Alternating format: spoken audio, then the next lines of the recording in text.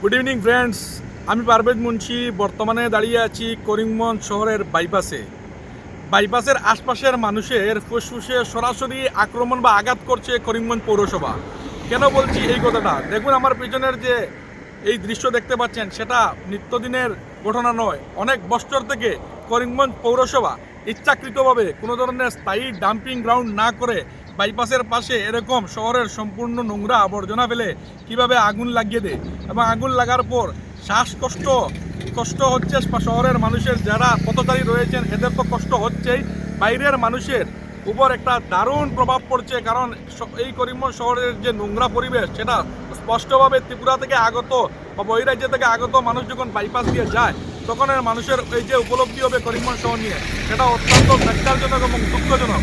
তার কারণ একটাই, মানুষ হঠাৎ করে যখন সম্পূর্ণ সুস্থ পরিবেশে গাড়ির গ্লাস খুলে এখান দিয়ে যাতায়াত করে তখন হঠাৎ করে এই যে নোংরা ধোঁয়া, বাজে দুর্গন্ধ সরাসরি মানুষের স্বাস্থ্যের উপর প্রভাব ফেলতে পারে।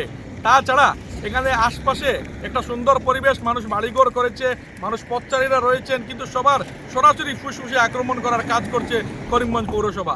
স্থায়ী কোনো ডাম্পিং গ্রাউন্ড না করে এখানে আবর্জনা ফেলার কারণ কি? রাস্তার পাশে কারা দিয়েছে এই আদেশ ওনাদেরকে এই কাজ করার? বা কেন এত বছর থেকে এটা নিয়ে প্রতিবাদ করার পরও কোনো স্থায়ী সিদ্ধান্ত নিতে পারছে না করিমগঞ্জ পৌরসভা? শহরের মানুষ থেকে যে লক্ষ লক্ষ টাকা কর আদায় করা হয়, ট্যাক্স সংগ্রহ করা হয়, সেই টাকা কোথায় যায়, কি কাজে আসে? মানুষের স্বাস্থ্য নিয়ে খেলা করতে চাইছে কি করিমগঞ্জ পৌরসভা?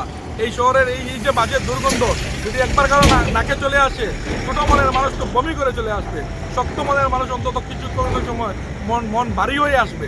এমন একটা নোংরা পরিবেশ, আশপাশের মানুষের অনেক বড় সমস্যা হচ্ছে। সুতরাং করিমগঞ্জ পৌরসভা এবং স্থানীয় বিধায়কের দৃষ্টি আকর্ষণ করে বলতে চাই, যথাসম্ভব এ ব্যাপারে ব্যবস্থা নিন। মানুষের অনেক কষ্ট হচ্ছে, পথচারীর অনেক কষ্ট হচ্ছে, বাইরের মানুষের উপর করিমগঞ্জ শহর নিয়ে কিন্তু একটা ব্যাপক প্রভাব পড়ছে। এটা নিয়ে অনেকেই ভাববে যে করিমগঞ্জ এত বড় একটা শহর, বারাক উপত্যকার মধ্যে, কিন্তু এখানে কোনো স্থায়ী গ্রাউন্ড নেই যেখানে সেখানে আবর্জনা ফেলে এই যে অটো রিক্সা নিয়ে যারা ছোটোখাটো গাড়ি নিয়ে চলাফেরা করেন, পথচারীরা আছেন, ওনাদের তো অনেক কষ্ট হচ্ছে এটা নিয়ে। সুতরাং এ ব্যাপারে ব্যবস্থা নিতে টিম দৈনিক খবরের পক্ষ থেকে আমি পারবেন অনুরোধ জ্ঞাপন করছি। ধন্যবাদ।